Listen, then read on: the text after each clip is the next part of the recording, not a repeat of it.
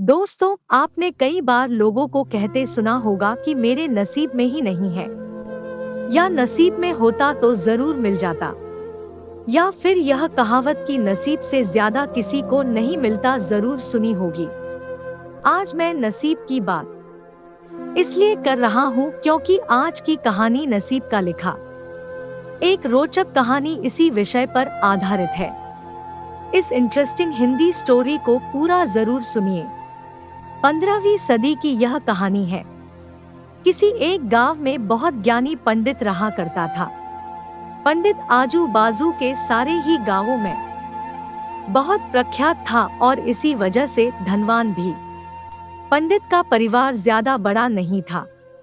पंडित अपनी पत्नी के साथ अपने बहुत बड़े घर में अकेला रहता था क्योंकि पंडित को कोई बेटा था नहीं और एक बेटी थी जिसका विवाह पास के गांव वाले एक श्रीमंत लड़के से हो चुका था। पंडित ने शादी से पहले अपने होने वाले दामाद की अच्छे से जांच पड़ताल की थी और अपनी बेटी का भविष्य भी ठीक से पढ़ा था, तब जाकर उसने बेटी की शादी की थी। लेकिन चंद सालों में ही पंडित का दामाद बुरी आदतों के चंगुल में फंस गया। जुआ और शराब की बुरी लत ने उन्हें सड़क पर लाकर रख दिया था। अपने बेटी की ऐसी दुर्दशा देखकर पंडित की पत्नी काफी दुखी होती थी और अक्सर पंडित को कहा करती थी, तुम जाकर उनकी मदद कराओ। पंडित हमेशा अपनी बीवी को यह कहकर उनकी मदद करने के लिए मना कर देता था कि अभी कुछ समय तक उनका बुरा वक्त चलना है। हम चाहे कितनी ही कोशिश कर ले, जो उनके नसीब में नहीं है वह उन्हें नहीं मिल पाएगा। पंडित की ऐसी बातों से उसकी पत्नी काफी दुखी हो जाया करती थी और मन ही मन सोचती थी कि कैसा स्वार्थी पिता है, अपनी बेटी को इतने कष्टों में देखकर भी उसकी मदद करने के लिए मना करता है।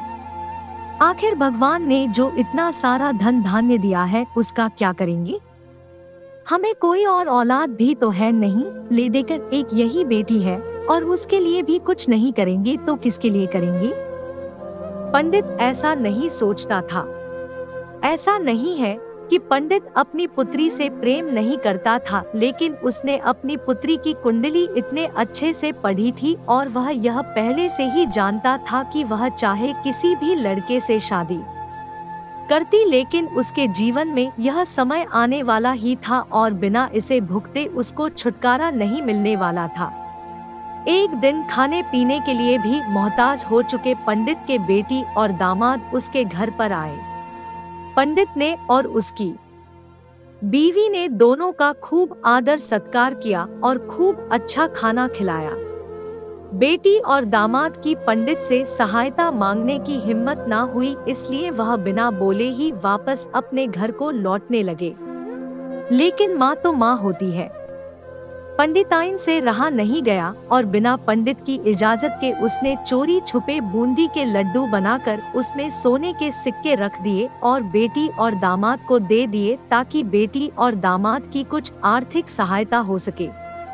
पंडिताइन यह भी जान गई थी कि बेटी और दामाद शर्म के मारे उनसे मदद नहीं मांग रहे थे, इसलिए उसने बेटी और दामाद को भी लड्डुओं में छिपे सिक्कों के बारे में कुछ नहीं बताया।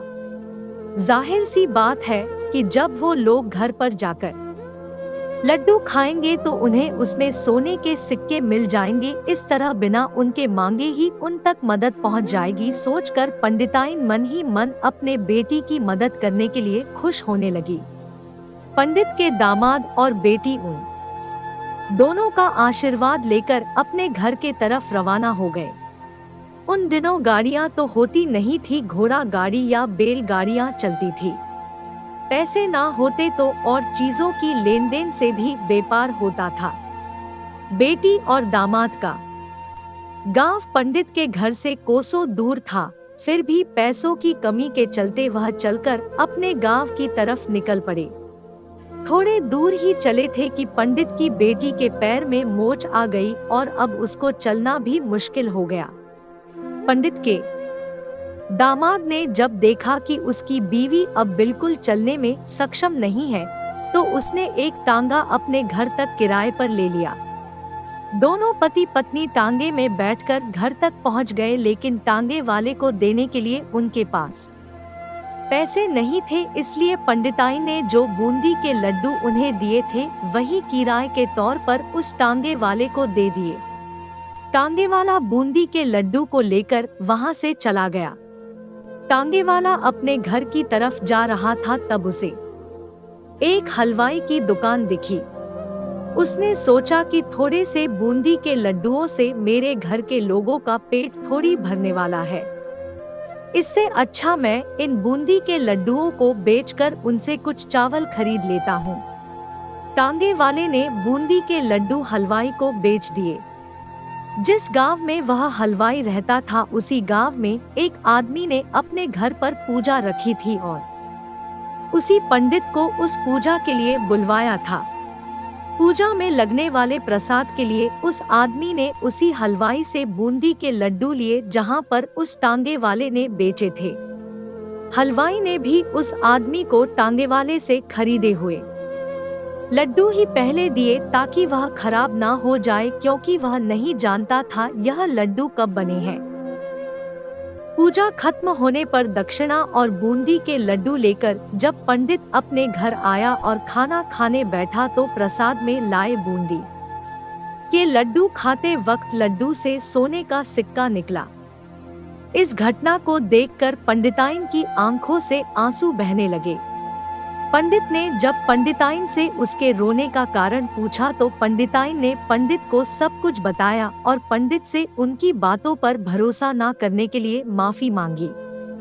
पंडित ने पंडिताइन के आंसू पोंछे और कहा कि तुम्हारी तरह मैं भी हमारी बेटी को बहुत प्रेम करता हूँ, लेकिन अगर हम उसकी अब मदद करते हैं तो दामाद हमसे हमेशा ऐसे ही मदद की अपेक्षा रखेगा और अपनी बुरी आदतों को कभी नहीं छोड़ेगा। पंडिताइन भी अब पंडित की बातों से सहमत हो गई। 2-3 महीने बीत गए।